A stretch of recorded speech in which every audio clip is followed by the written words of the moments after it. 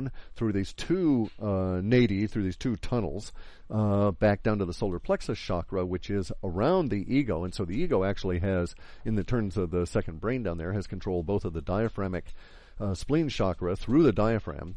And the spleen, by the way, is a very powerful area simply because of the ganglia that are all clustered there, that provide all kinds of neurochemical, which again can be thought of as energy transfer properties to the body itself. So this is where you vent your spleen. This is why we have words all relating to spleen as being the house of the bad emotions and this kind of a deal. Isn't it interesting that, we, at some level within our language, we know all of this is how everything works.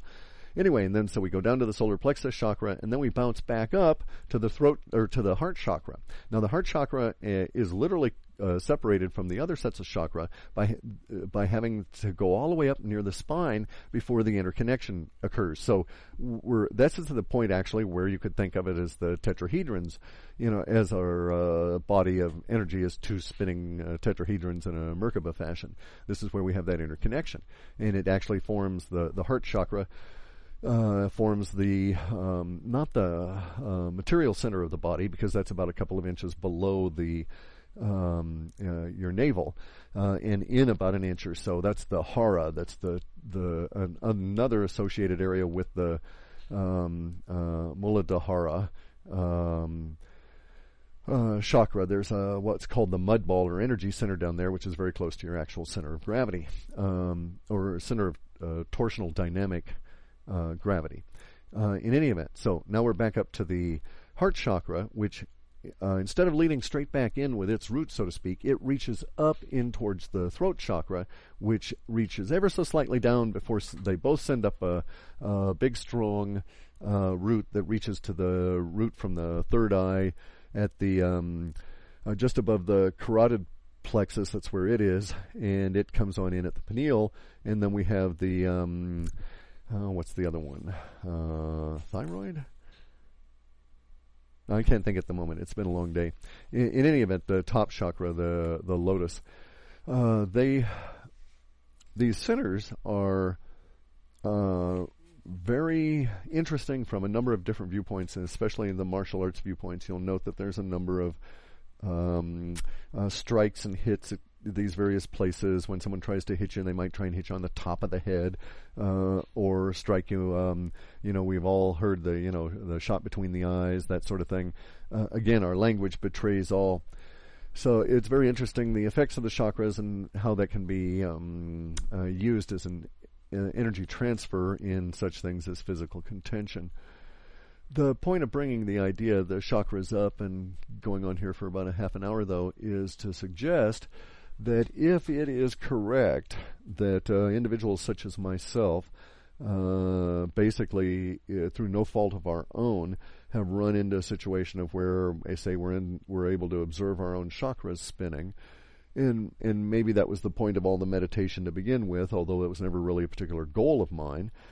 Maybe it's just an average side effect. However, it might also be a leading edge indicator of this energy level shift that we've got going on. And so it may just be that the energy has shifted, and it's just simply a matter of perception, and some people like myself are able to perceive it this way, and others are seeing it in other ways. Because I know a lot of people now are able to see auras where they had not been able to before. And this kind of freaked out a lot of a couple of the guys that I've been in correspondence with, because they weren't really sure what was going on.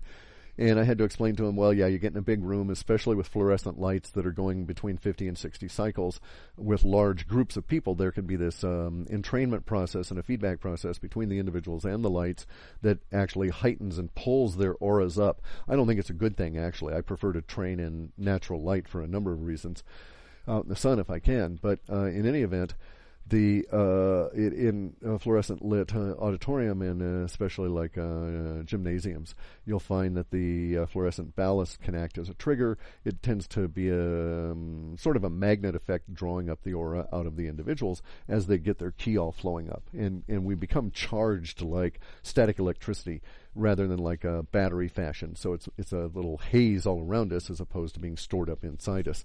The haze all around us, of course, is an indicator that we have the potential, in an electrical sense, that same word again, to store that energy. And thus, way back to the beginning of these Wujos, my point that meditation is all of the stuff it does for you here in the Materium is really cool, but those are all side effects. Those are all side benefits. The real point of meditation is to learn to store energy for after you die, because if you are able to store this energy, it's coming across from the consciousness side. After you die, you go back to the consciousness side 100%. You wake up from the flashy 22 trillion times a second, and you're back in the non-flashy, non-light world. However, you can take back with you energy. You can't take back your gold. You won't be able to take back your favorite tunes or those nice shoes you got. I can't think of their name that have that red sole on them and stuff. You're not going to be able to take back that fancy boat or the generators or the 22 trillion virgins or whatever the hell they're trying to tell you that you're going to get from that perspective. None of that's going to exist. However, if you are able to take and create and store this energy in the hara, which is the center, the battery of your chakras down there, then when you die, when you pass back over, you have a greater level of freedom of choice in those things that matter in that new environment. And there's sort of this boundary layer that you can think of as the limbo or the bardo, in which that energy can be effectively deployed. So it's kind of like video games, and you find the magic whoozy was it, and you get an extra 10 points or whatever. I don't play games, but I know the concepts involved. And so I'm playing game now, which is reality, so I won't mess around with mind-to-mind kind of contention, which I find to be a lot less meaningful. But again, I understand the concept because, again, it also comes from reality. At a base level, it is quite true.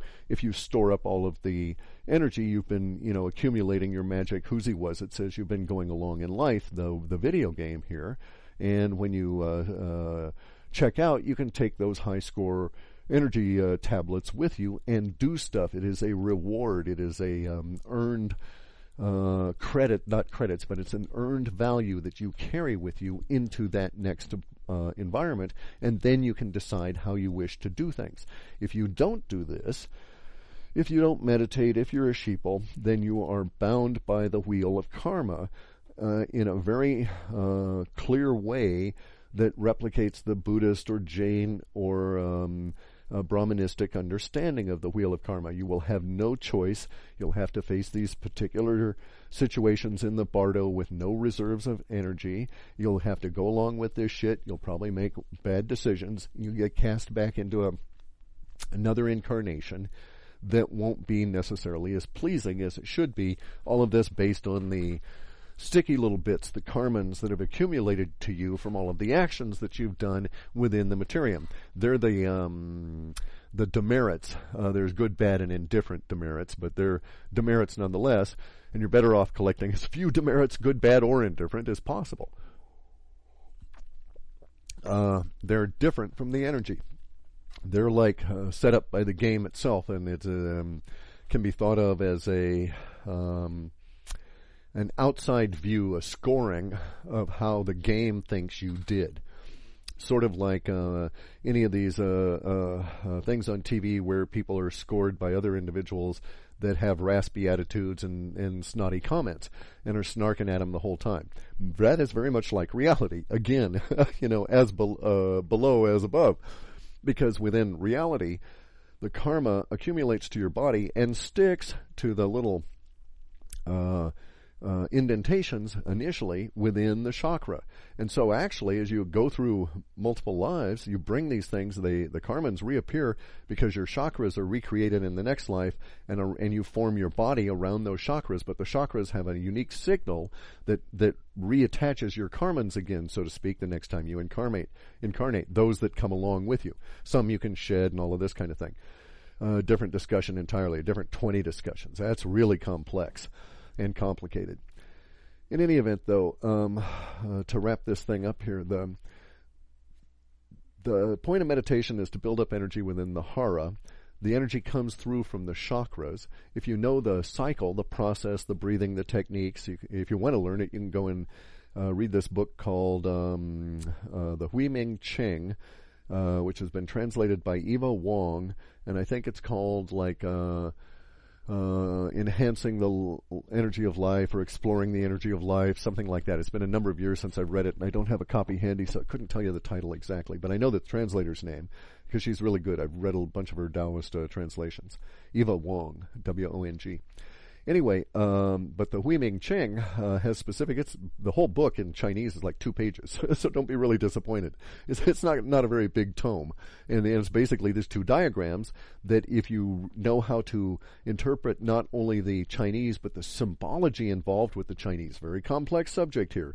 That's why you need people like Eva to guide you through it, because there's multiple layers involved in what is being told here, such that the non-deserving would be led astray, if you will, as with all of these secret society kind of things. But the Huiming Ching lays it out for you and tells you how to concentrate this energy into your hara for men. I don't know how it is for women. It is different. This is why the female secret societies have their own set of doctrines and so on. It's not anything I've ever explored. I liked women, but I never thought to get into that level of experience of them. However, at this point, if I'm correct, and part of the transitional energy shift is going to bring more excitatory energy and dynamic energy to everybody's chakras, this may also be part of the symptomatic problems that a lot of the sheeple are going to have, because they'll have no experience for what's going on, for what's happening to them. And they will experience these things very badly, I suspect, because they won't have an alternative view.